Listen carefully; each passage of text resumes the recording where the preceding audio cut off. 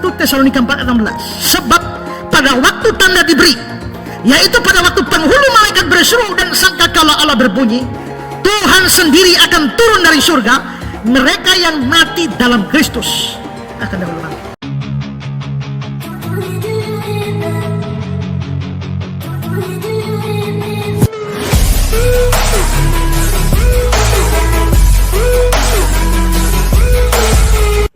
Shalom sahabat Evata Kebenaran. Senang sekali bisa bertemu kembali dengan sahabat di channel ini.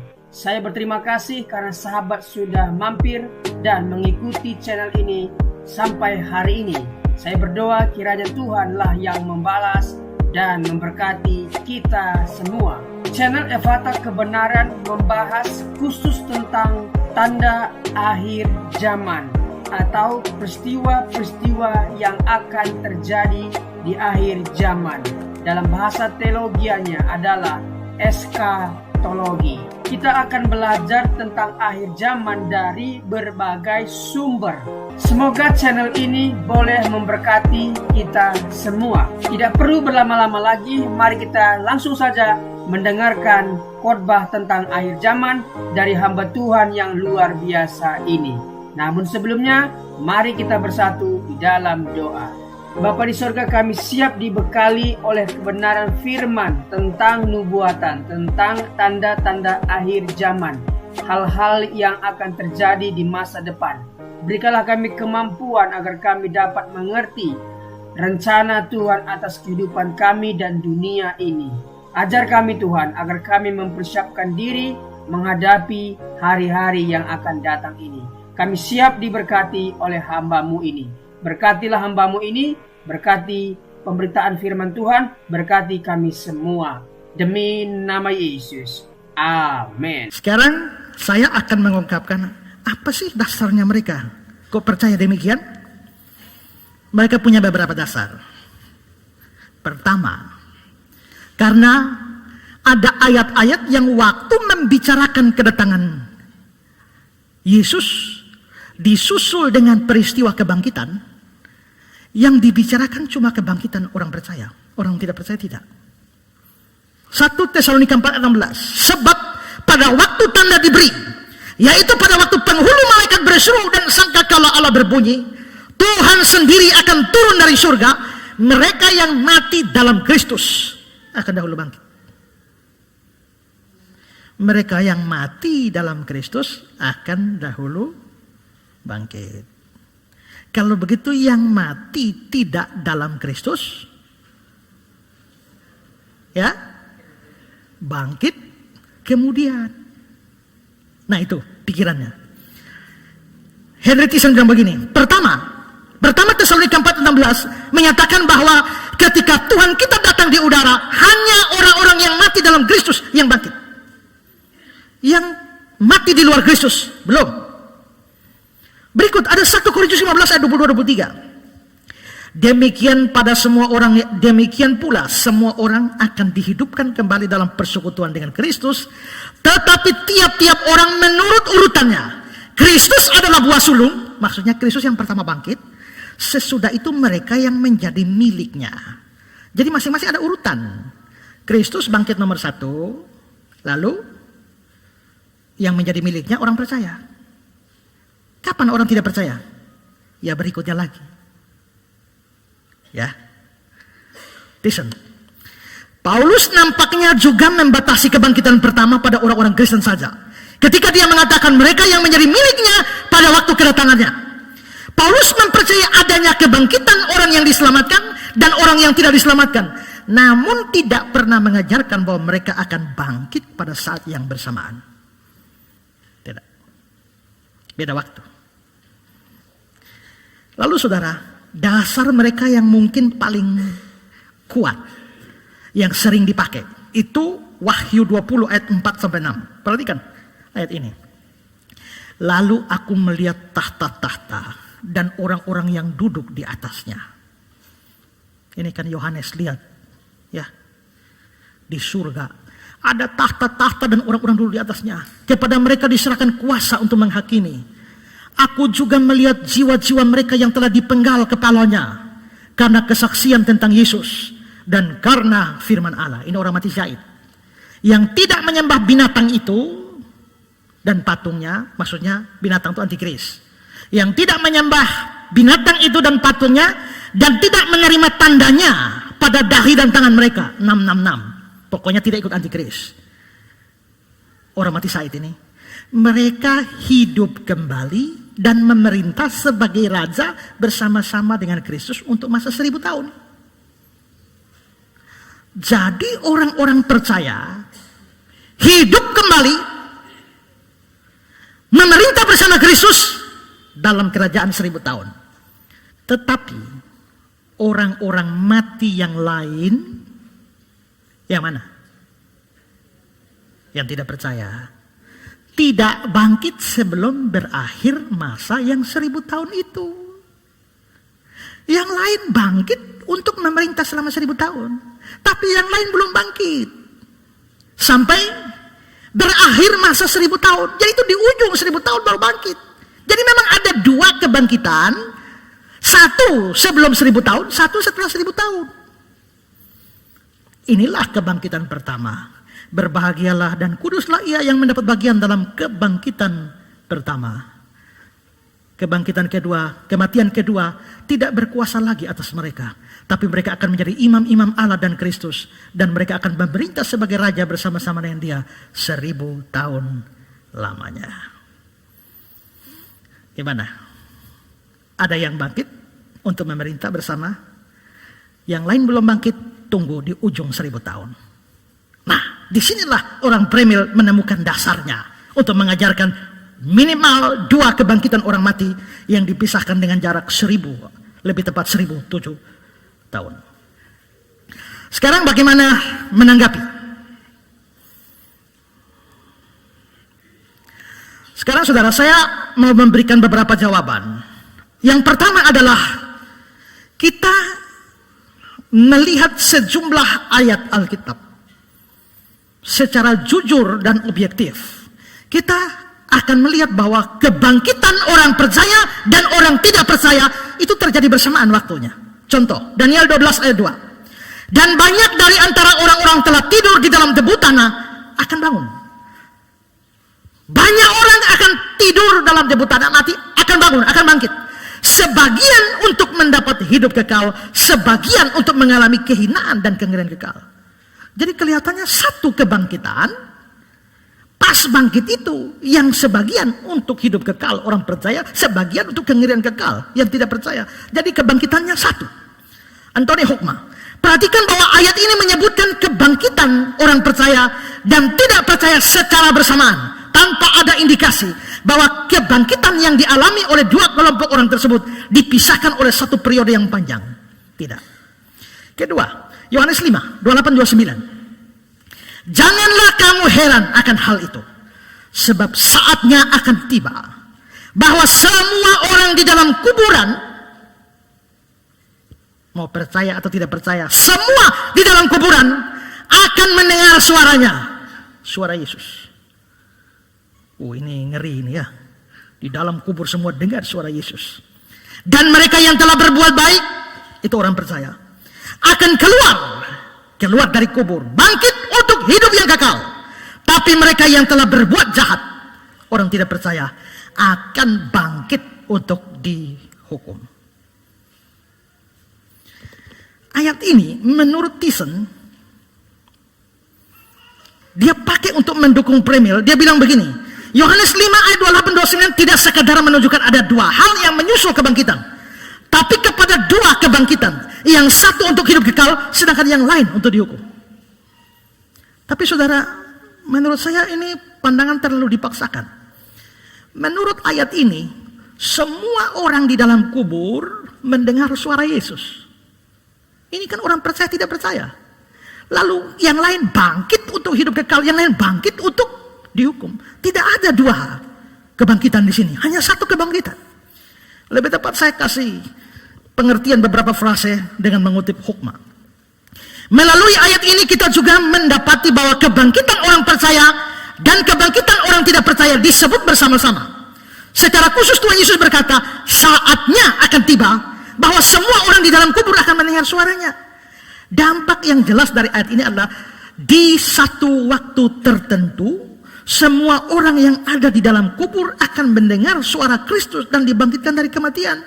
Tidak ada indikasi bahwa Tuhan Yesus sedang mengajarkan tentang akan adanya periode yang panjang yang akan memisahkan kebangkitan untuk memperoleh hidup kekal dan kebangkitan untuk menerima penghukuman. Lebih jauh lagi, perhatikan kalimat, semua orang di dalam kubur akan mendengar suaranya. Kalimat ini jelas merujuk kepada kebangkitan umum bagi semua orang yang berada dalam kubur. Karena itu terlalu dipaksakan jika kalimat ini dimengerti sebagai gambaran bagi adanya dua kelompok atau bahkan 4 kelompok orang yang akan dibangkitkan dalam waktu yang terpisah satu dengan lain. Lagi pula, ayat ini secara khusus menyatakan bahwa semua orang yang mati tersebut akan mendengar suara Anak Manusia. Pengertian yang ditimbulkan dari kalimat ini adalah suara tersebut hanya diperdengarkan 1 kali saja, bukan 2 atau 4 kali. Jikalau kata saat dimengerti sebagai masa 1000 tahun, maka hal itu mengandung pengertian bahwa suara Yesus akan terus diperdengarkan selama 1000 tahun. Apakah pengertiannya demikian? Apa yang Tuhan Yesus maksudkan adalah sebagai berikut. Di suatu saat tertentu di masa akan datang, suaraku akan terdengar. Pada saat itulah semua orang yang ada dalam kubur akan bangkit. Sebagian untuk menerima hidup kekal, sebagian lagi menerima penghukuman. Jadi ayat ini jelas mengajarkan tentang 1 kali kebangkitan yang akan mencakup semua orang mati, yaitu mereka yang telah melakukan perbuatan baik maupun mereka yang telah berbuat jahat. 1 kebangkitan saja. Lalu saudara, Kisah 24 ayat 15. Aku menaruh pengharapan kepada Allah sama seperti mereka juga bahwa akan ada kebangkitan. Kata kebangkitan di sini menggunakan kata Yunani anastasin dan ditulis bentuk tunggal. Berarti 1 kebangkitan. Kalau ada banyak kebangkitan, mestinya ditulis dalam bentuk jamak. Tapi tidak, di sini cuma tunggal. Nah, itu jawaban pertama. Jawaban kedua, ingat kembali gambar tadi. Kalau dilihat dari gambarnya, paham premil, kebangkitan orang percaya terjadi di mana? Ya?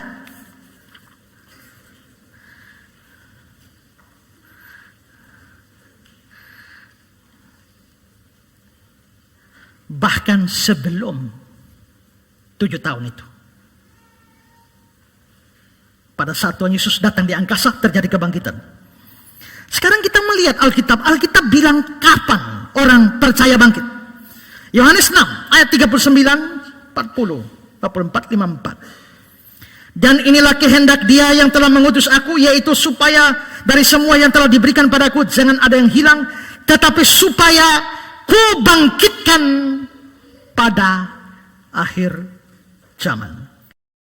Ayat 40. Terus, aku membangkitkannya pada akhir zaman. Ayat 44. Ia akan kubangkitkan pada akhir zaman. Ayat 54. Aku akan membangkitkan dia pada akhir zaman. Jadi, orang percaya menurut Alkitab itu bangkitnya pada akhir zaman. Kalau lihat bagannya premil, kapan orang percaya bangkit?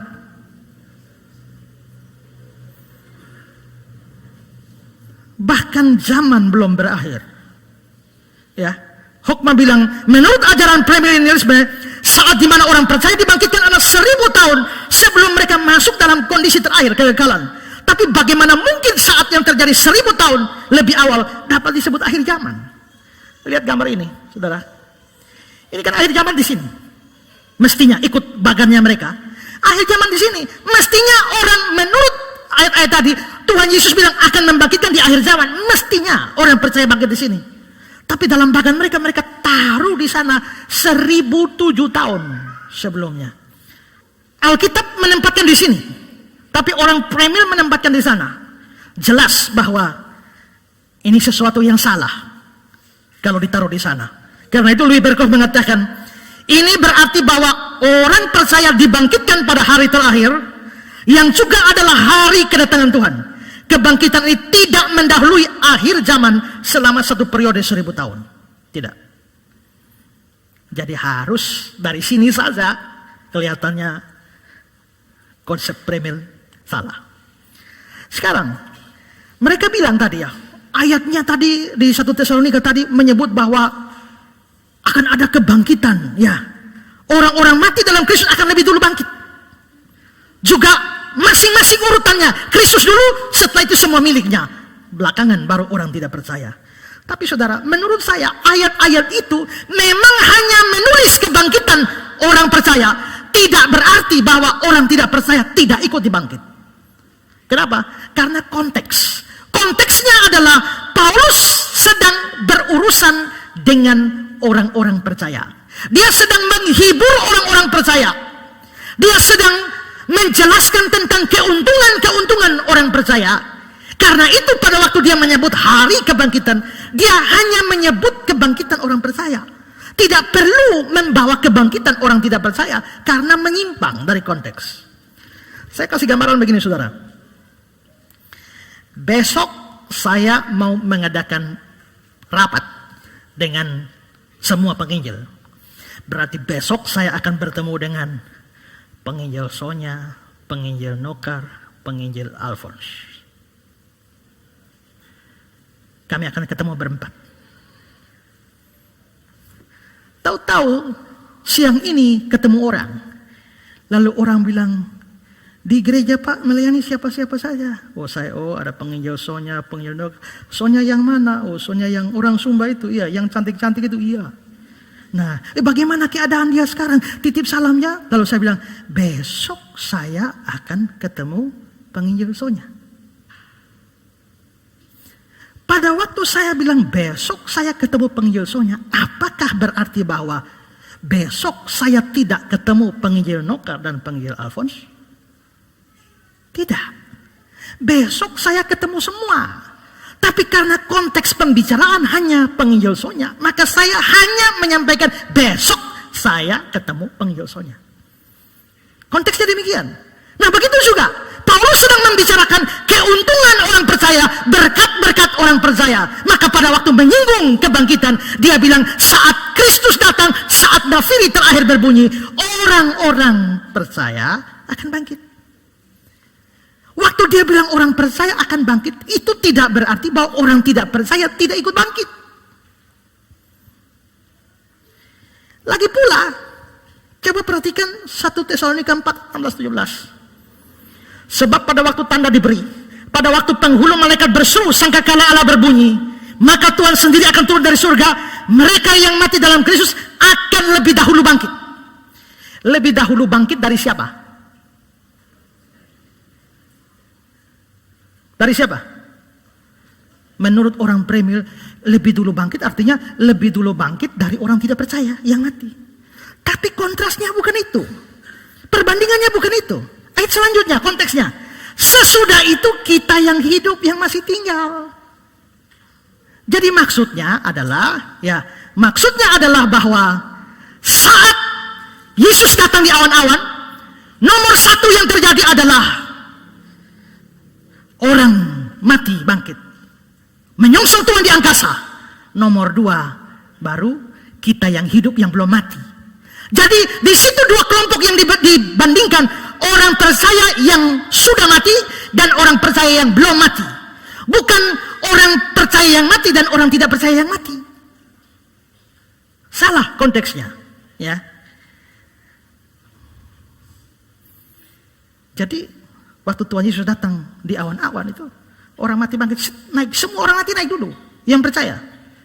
Kita yang percaya yang belum mati, itu kloter kedua. Minggu depan kita bahas soal pertemuan di udara. Ya. Saya memang yang minta nyanyi ada pertemuan di udara. Pikir mau bahas hari ini tapi terlalu panjang. Jadi itu dibahas pada minggu depan. Waktu kita semua terangkat ke angkasa, apa yang terjadi saat itu? Minggu depan itu kita bahas. Ya. Tapi jelas di sini ayat ini tidak mengajarkan bahwa orang mati yang tidak percaya tidak turut dibangkitkan. Sekarang saya akan membahas ayat yang mereka pakai, Wahyu 20 ayat 4 sampai 6. Yang mereka pakai sebagai dasar. Perhatikan baik-baik, ini agak sukar. Saya bahas ayat satu-satu. Lalu aku melihat tahta-tahta dan orang-orang yang duduk di atasnya. Yohanes dalam penglihatannya di surga, dia lihat ada tahta-tahta. Aku melihat tahta-tahta dan orang-orang yang duduk di atasnya.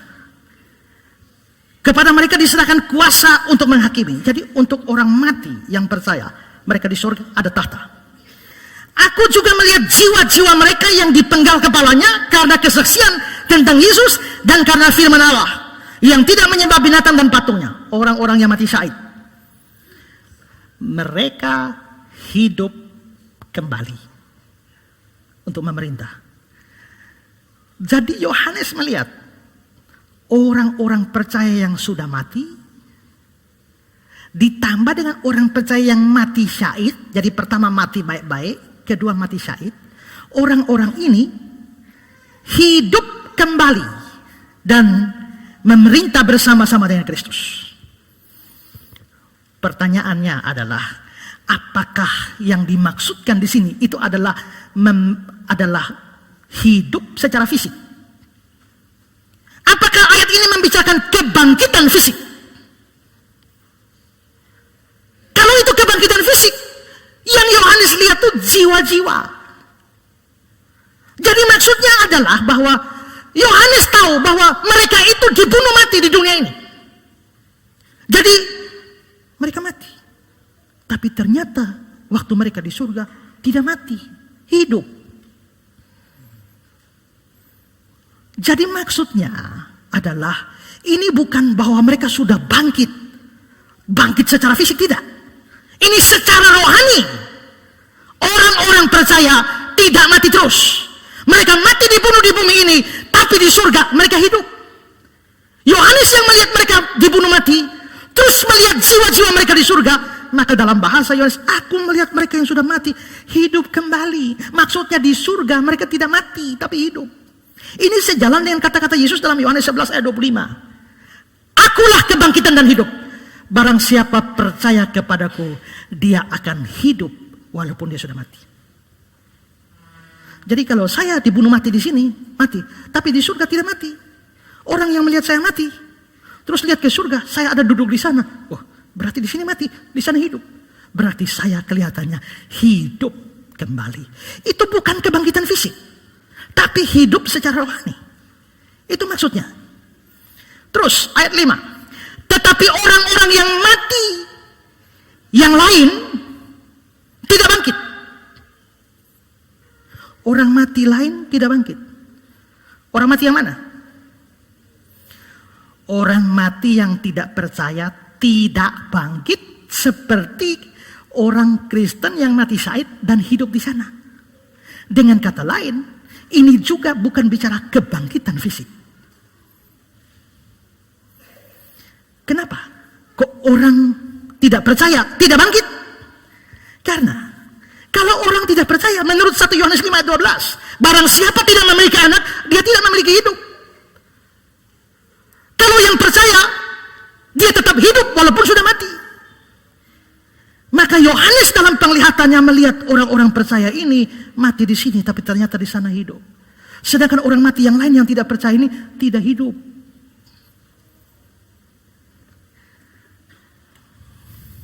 Lalu dibilang, itulah kebangkitan pertama. Berarti kebangkitan pertama bukan bangkit fisik, tapi bangkit secara rohani.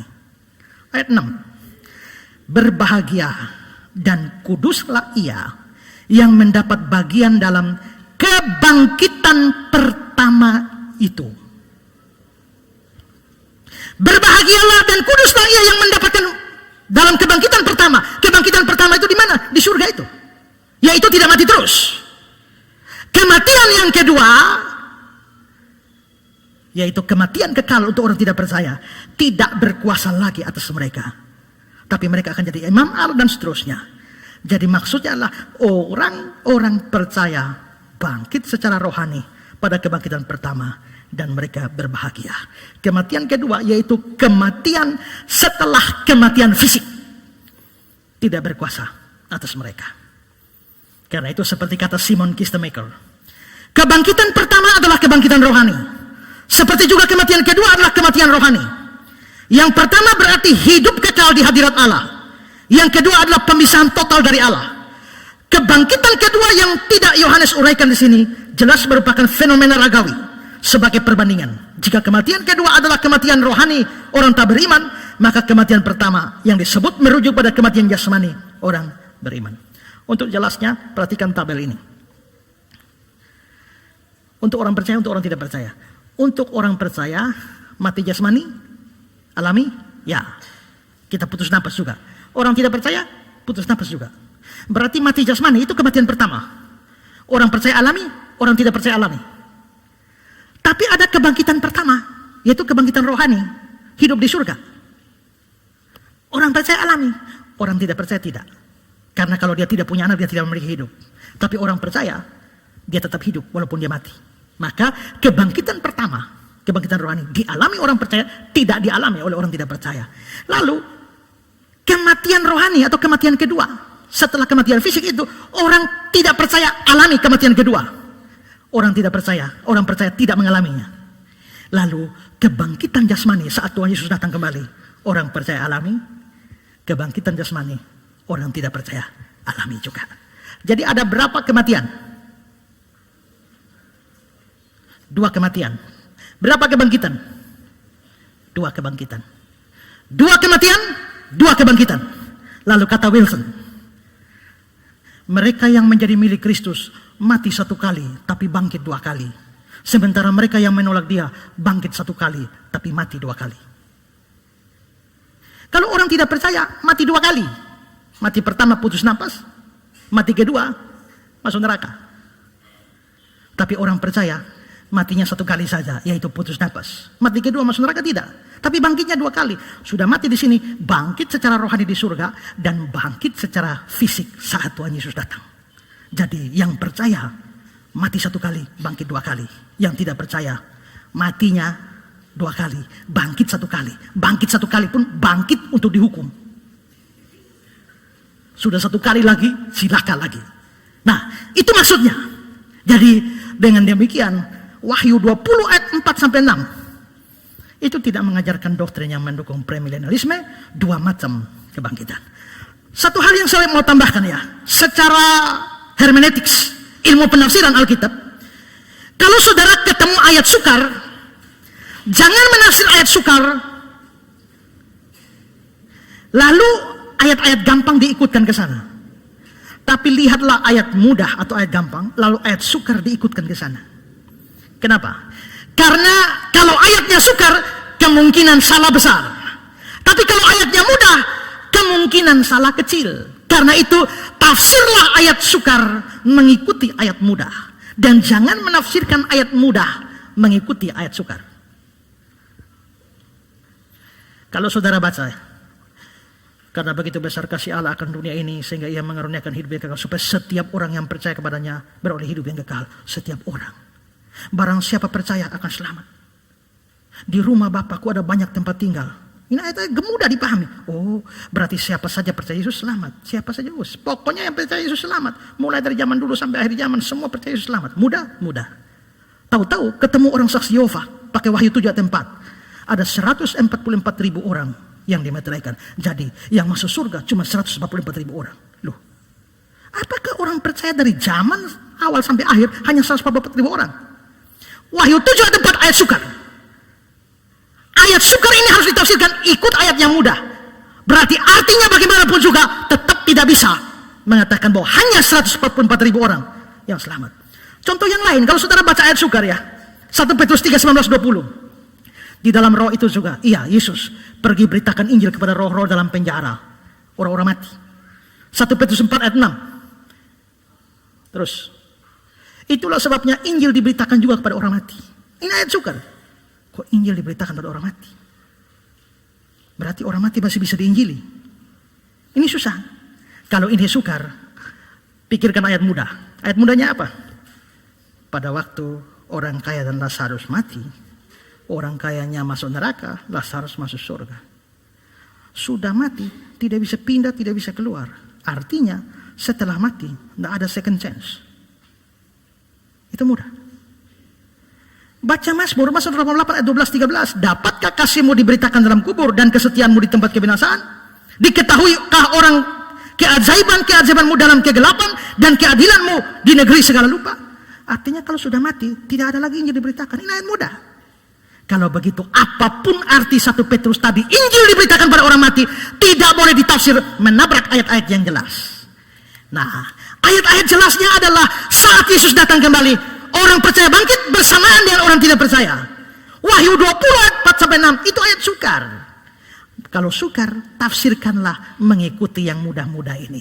Tapi orang premil bikin terbalik. Mereka ambil Wahyu 20 ayat sukar ini, dan semua ayat yang mudah-mudah itu ditafsir ikut ayat sukar. Itu hermeneutics yang terbalik, ilmu tafsir yang terbalik. Nah, karena itu maka jelas Alkitab membicarakan satu kebangkitan saja. Saat Yesus datang kedua kali, persis saat nafiri terakhir berbunyi, semua kubur akan terbuka. Orang mati bangkit. Ada pengharapan kebangkitan orang mati. Lalu yang dikubur dengar suaranya dan keluar. Bagaimana dengan yang tidak dikubur? Bagaimana yang di dalam laut? Bagaimana yang sudah dimakan buaya? Bagaimana yang kapal tenggelam? Tubuhnya dimakan oleh 7 ikan. Ikan yang satu ditangkap oleh nelayan, potong bagi 13, jual di pasar Oeba, dibeli oleh 13 keluarga dan makan. Bagaimana dia bisa bangkit? Pada hari Tuhan Yesus datang, kita bangkit. Tubuh ini bagaimana? Apa yang terjadi dengan tubuh kita sekarang? Setelah itu, menyongsong Tuhan di angkasa. Kalau yang kurus terbangnya enak. Tapi kalau yang besar, bagaimana terbangnya? Apa yang terjadi dengan tubuh ini? Apa yang terjadi saat bertemu di udara? Kita bahas ini pada minggu depan. Ini seri doktrinal, karena itu jangan heran kalau aplikasi praktisnya tidak ada. Kita menanamkan paham doktrinal untuk kita mengerti ajaran Kristen tentang kebangkitan orang mati. Tuhan memberkati kita. Kita lanjut pada minggu berikut, seri berikutnya. Amin. Terima kasih sahabat sudah mendengarkan khotbah tentang akhir zaman. Saya yakin dan percaya kita semakin bertambah hikmat dan bertambah referensi tentang akhir zaman.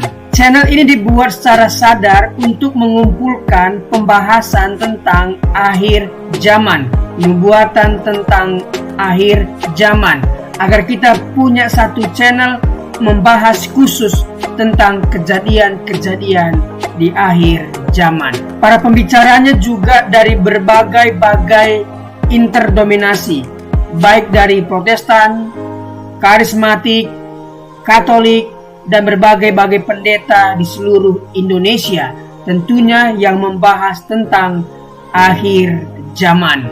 Semoga channel ini memberkati kita semua.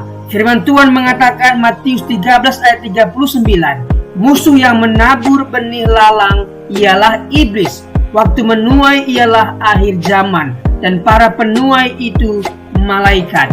Matius 22:23-24. Pada waktu itu, jika orang berkata kepadamu, lihat, Mesias ada di sini, atau Mesias ada di sana, jangan kamu percaya, sebab Mesias palsu dan nabi-nabi palsu akan muncul, dan mereka akan mengadakan tanda-tanda yang dahsyat dan mujizat-mujizat, sehingga sekiranya mungkin mereka menyesatkan orang-orang pilihan juga.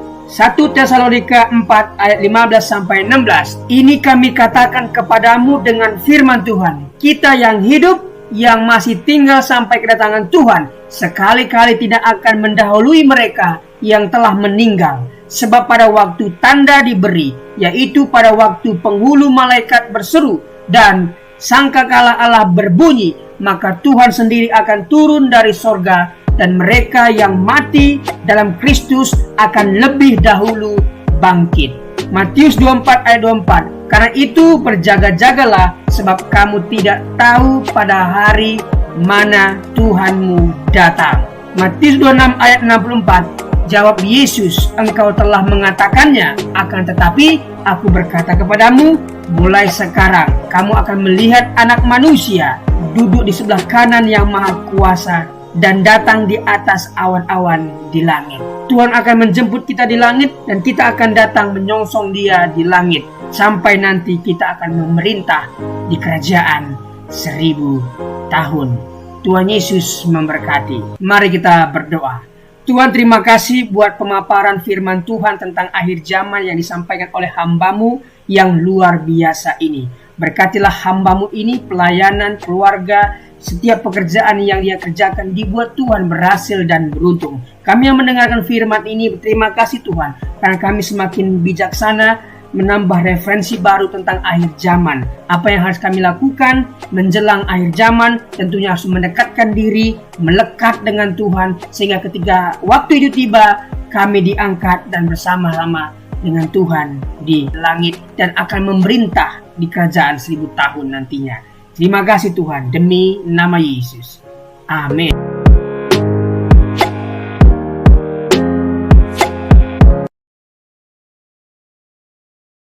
Từ nào nào ta mình tác lỗi bởi sẩy bù phá y chẳng mày dầu giá bù phá tê cháu trong sai liệu tê lưng ở tàu in nào nè tê cháu xin cồn tê cháu xin nè cho mình nói xin bay bài đi tròi đi dẫn đi quay à mày tu xin nào muốn tới lịch xa tán tê nè cháu ngạo mày mòn chùi bù phá ao tê đọc liền nó tê cháu khai sĩ sẽ quay cha xin nào mà bài đi bây giờ cho mình trả xin nêu bên ngoài với bài sa tan nhà bù phá cho mình không hay nào như vậy mình đi luôn tàu thằng này bây giờ đi tập sa tan và trả xin vào cái một bù phá bay cho bên phần ăn bay tối lầu càng thì pay mà thằng pay mặt bây ăn xây dựng cái lò mình phần play mà nè cho chơi miền bù phá cháu bù phá nè đi dùng cho vần mà cháu ăn xây dựng cái lòวันใดจัดเตี้ยจะอยู่ไหนเตี้ยเจ้าเพี้ยนำมากูต้องใส่ตูต้องใส่แต่ไปจะใจเหม็นเตี้ยเจ้าเหลวไปเตี้ยกูทันอีกไงไหนเตี้ยจะไอ้หญิงเตี้ยมันเจ้ากันผู้ชายแนวกันไม่ยังแนวเตี้ยเจ้ากันมาเนี่ยจะเจอกันไปป่ายเตี้ยcô cần phải lấy phải cô nên xây giá cái bây giờ bù phá tới cho cháu ăn xuân neo cần nhậu cái xây mà cho mày qua yêu tiền cha ăn xuân cái này mày cô mà nè mình ban này lại bù phá cho sang cần nhà cô mà cái mình chân kia nào mọi người tôi này kinh tôi này cho ngài thay bây giờ in đâu cần và bù phá hô si trong xây cần quay mấyวันnè tu pay tu satani bản năng càng đấy thì giờ không năng lâu màไปลกกันหยาผู้ฝาติดลาแบบตัวนี้กินหยาซ้อมมาตอนตัวกันโซ่ติมให้ตัวนี้กินหนาวไปยากันจะต้องไปกลางกินน้ำมันลงไปกินลงไปจะไม่ฝามละnhư vậy bố phá càng bố giá xoay cần lòng mình thái đi vào nè bây giờ cần lòng mình phạm cho bố phá khát tuấn đấy bây bố phá mình nó phạm nó mình xoay cần lòng mình phạm xoay miếu con căn này nào xoay cho khát tuấn bay tổng nhà bạn nón phe với căn sung thu phe có bên này nó bây giờ quay cần lòng mình bố phá chảo màยิงผู้ฝ่ายเอานางเหล่านี้กันจูนำทางเบียกทายาในกันฝ่าไป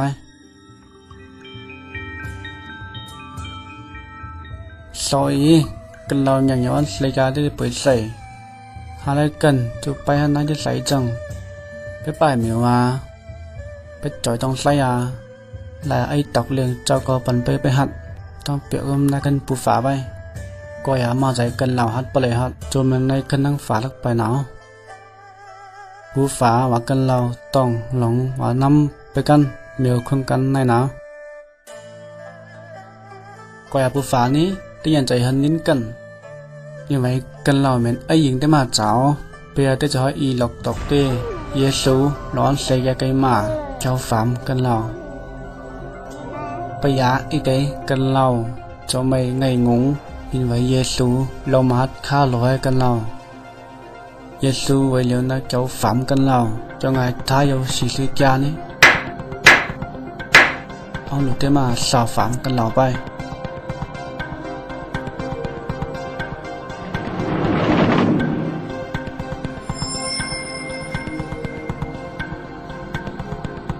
อยากกันเราสัญญาสูไปหินซาเกี่ยวกับมาต่อไปเกี่ยมเยซูไปนี่ทั้งเบกกันเราท้ายยาบนควันโจในคันฝาใบว่าปูฝาเยาจิงใส่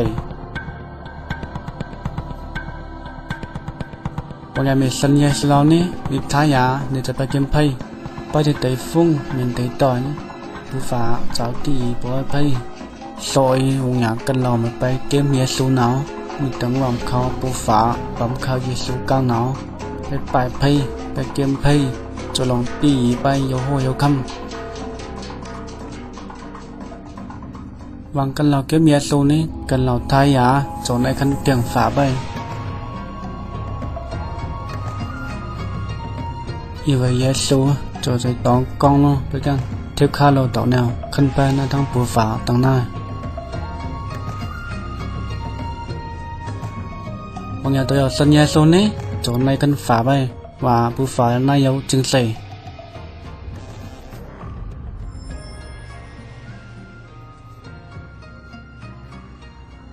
Terima kasih sudah melihat video pendek tentang rencana Allah untuk kehidupan manusia. Sejak dari awal Tuhan menciptakan Adam dan Hawa. Dia juga sudah merencanakan akan keselamatan manusia melalui pengorbanan anaknya yang tunggal. Tidak ada cara lain selain menerima Tuhan Yesus yang adalah jalan, kebenaran, dan kehidupan. Tidak ada seorang pun yang bisa bertemu dengan Bapa kalau tidak melalui Tuhan Yesus. Tuhan Yesuslah yang menjadi jembatan seperti video yang kita barusan lihat. Jadi rencana Allah itu sangatlah sederhana.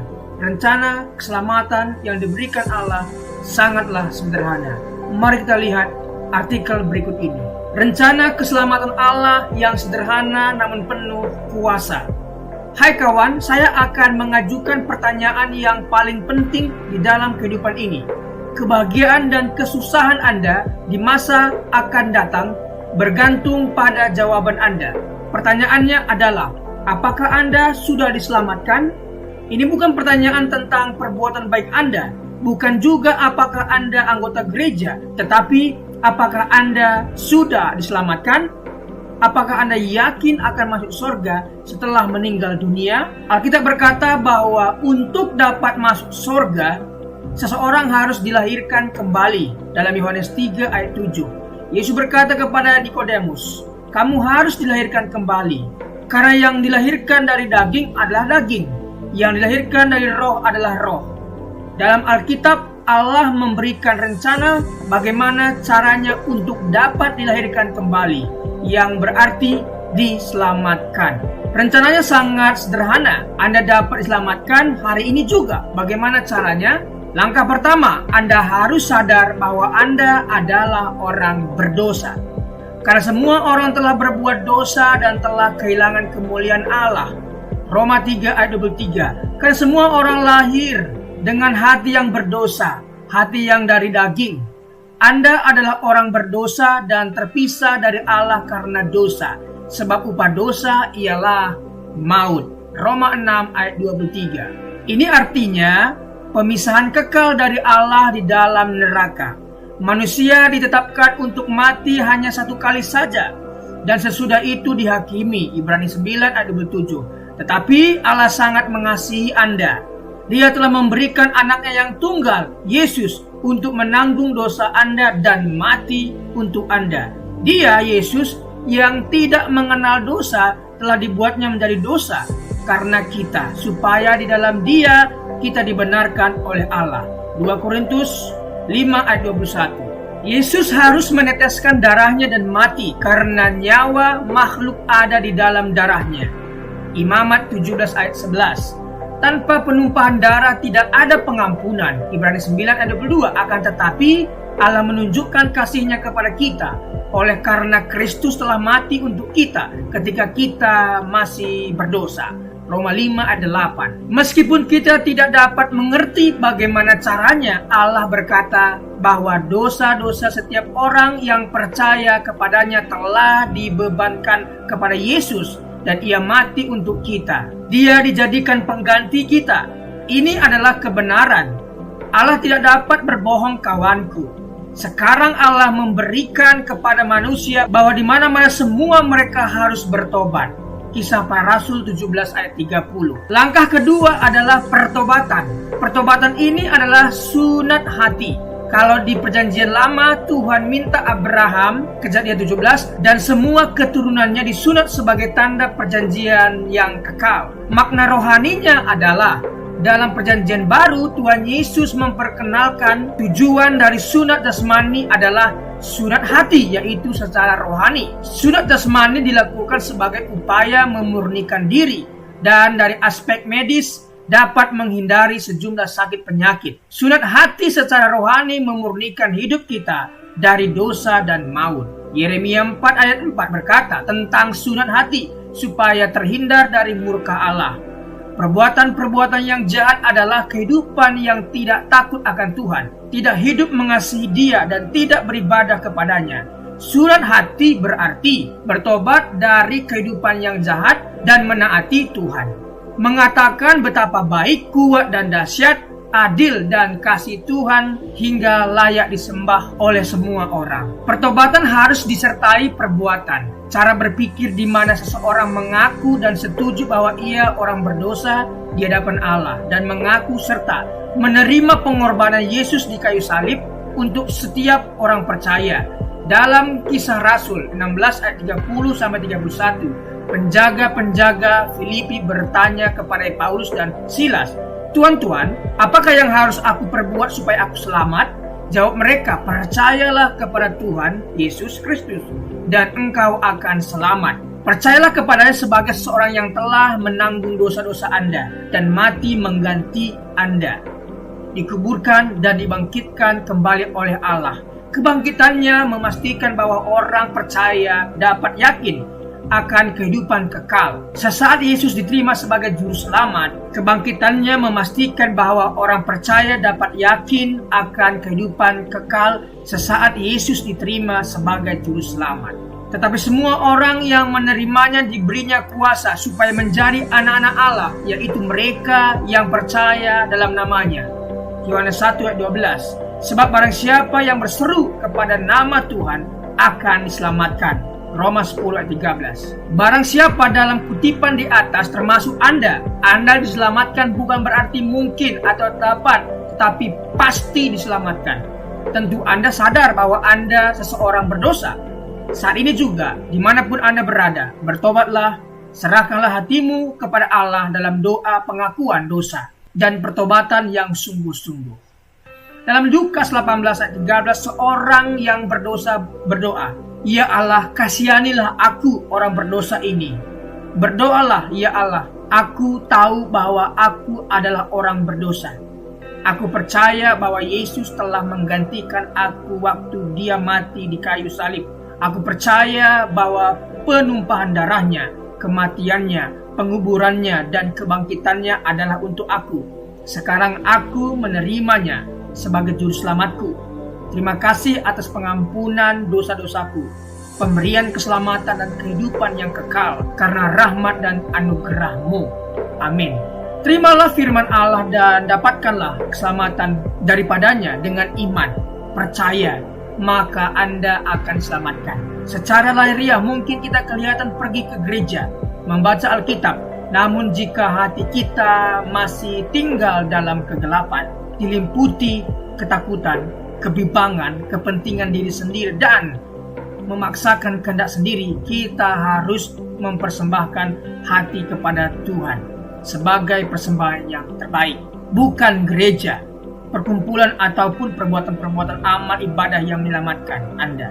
Ingatlah, hanya hati yang diserahkan kepada Allah yang dapat disucikan dan diselamatkan. Rencana keselamatan Allah yang sederhana adalah Anda orang berdosa.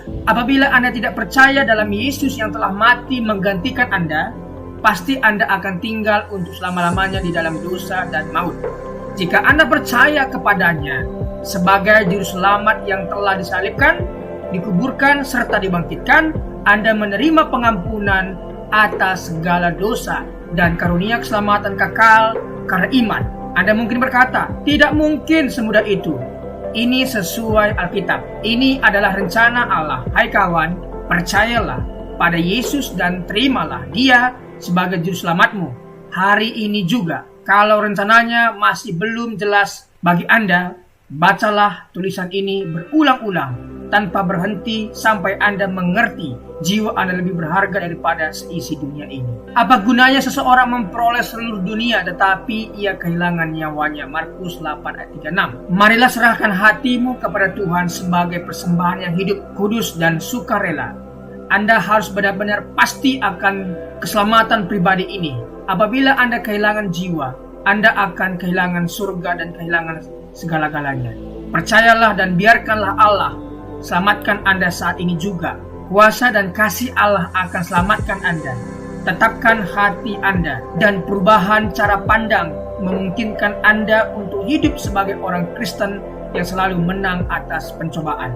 Pencobaan-pencobaan yang kamu alami ialah pencobaan-pencobaan biasa yang tidak melebihi kekuatan manusia, sebab Allah setia dan karena itu Ia tidak akan membiarkan kamu dicobai melampaui kekuatanmu. Pada waktu kamu dicobai, Ia akan memberikan kepadamu jalan keluar sehingga kamu dapat menanggungnya. 1 Korintus 10 ayat 13. Jangan bergantung pada perasaan Anda. Perasaan itu selalu berubah. Berdirilah pada janji-janji Allah. Janji-janji Allah tidak pernah berubah. Setelah Anda selamat, ada 3 hal yang perlu dilakukan setiap hari untuk pertumbuhan iman. Berdoa, berbicara kepada Allah, baca Alkitab, biarkanlah Allah berbicara kepada Anda, dan Anda berbicara bagi Allah. Dan perlu dibaptis air sesuai ketaatan Anda pada Tuhan Yesus Kristus sebagai kesaksian dan demonstrasi imanmu. Dan kemudian bergabung secepatnya dengan gereja yang mengajarkan Alkitab sebagai firman Allah. Jadi janganlah malu bersaksi tentang Tuhan kita. 2 Timotius 1 ayat 8. Setiap orang yang mengakui aku di depan manusia, aku juga akan mengakuinya di depan Bapakku yang di sorga. Matius 10 ayat 32. Amin. Itulah tadi rencana keselamatan Allah yang sangat sederhana. Yang pertama, kita harus sadar bahwa kita orang berdosa. Yang kedua, kita harus bertobat, meninggalkan yang lama dan beralih kepada Tuhan, dan berdoa untuk menerima Yesus sebagai Tuhan dan Juru Selamat kita. Dan setelah melakukan ini, ada 3 hal lagi yang kita harus lakukan, yaitu berdoa, berbicara kepada Tuhan apa yang menjadi pergumulan kita. Yang kedua, baca firman, mendengarkan Tuhan berbicara lewat firman kepada kita. Kemudian kita berbicara kepada Tuhan. Yang ketiga adalah bersaksi. Jangan malu bersaksi. Setelah engkau diselamatkan oleh Tuhan, bersaksilah. Saksikan imanmu kepada semua orang. Siapa yang malu mengakui Tuhan Yesus di depan umum, maka Yesus pun akan malu mengakuimu di depan Bapa. Jadi saksikan kuasa keselamatan yang Tuhan berikan kepadamu. Terima kasih. Tuhan Yesus memberkati.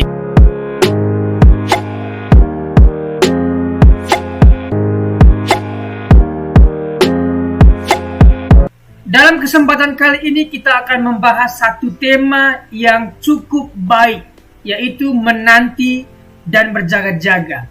Bagaimana sikap orang percaya ketika menanti dan berjaga-jaga akan kedatangan Tuhan yang kedua kali. Mari kita baca Lukas 21 ayat 25 sampai 36. Saya percaya kita sudah membacanya. Oleh karena itu, mari kita lanjutkan. Apa yang seseorang biasa lakukan ketika menunggu? Tentunya kita akan mencari kesibukan supaya waktu menunggu tidak terasa lama. Kesibukan di sini pun bukan hal-hal yang tidak menguntungkan Tuhan, tetapi kesibukan yang menguntungkan Tuhan dan menguntungkan diri kita di masa depan, yaitu berbuat sesuatu yang baik untuk Tuhan. Apa yang kita lakukan ketika menunggu jemputan? Apa yang akan kita lakukan ketika tunggu ibadah mulai? Tentunya kita harus melakukan sesuatu, bukan bersumur-sumur. Orang Kristen adalah orang yang menanti. Menanti apa? Menanti kedatangan Kristus kedua kalinya. Orang yang setia sampai akhir dan tidak murtad dan menunggu kedatangan Tuhan yang kedua kalinya, Tuhan sudah sediakan yang namanya mahkota bagi mereka yang menantikan kedatangan Tuhan kedua kalinya. Kedatangan Kristus akan segera terjadi. Artinya pasti akan terjadi.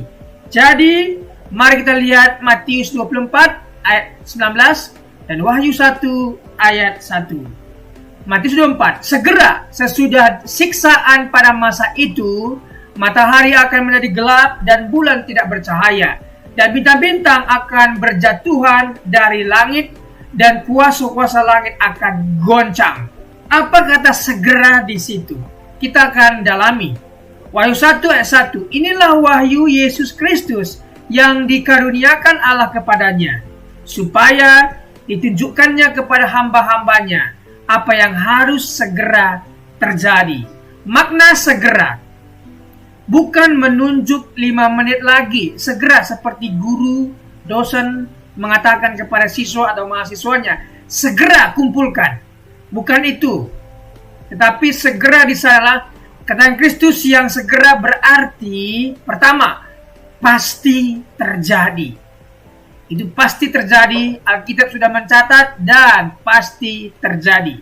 Kedua, tidak ada seorang pun yang tahu waktunya. Tidak ada, oleh karena itu kita harus menanti dan berjaga-jaga. Ketiga, tidak ada seorang pun yang dapat melarikan diri ataupun luput. Siapapun kita akan tetap dihukum atau diberikan ganjaran yang baik. Pertama, tanda-tanda kedatangan anak manusia. Mari kita dalami apa tanda-tanda dan kenapa Tuhan memberikan tanda. Meski tidak ada yang tahu kapan waktunya, tetapi akan ada tanda-tanda sebelum itu terjadi. Lukas 21 ayat 25 sampai 26. Dan akan ada tanda-tanda pada matahari dan bulan dan bintang-bintang, dan di bumi bangsa-bangsa akan takut dan bingung menghadapi deru dan gelora laut.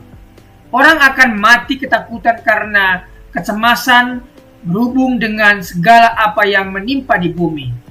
Sebab kuasa-kuasa langit akan goncang. Penguasa-penguasa yang ada di langit akan goncang.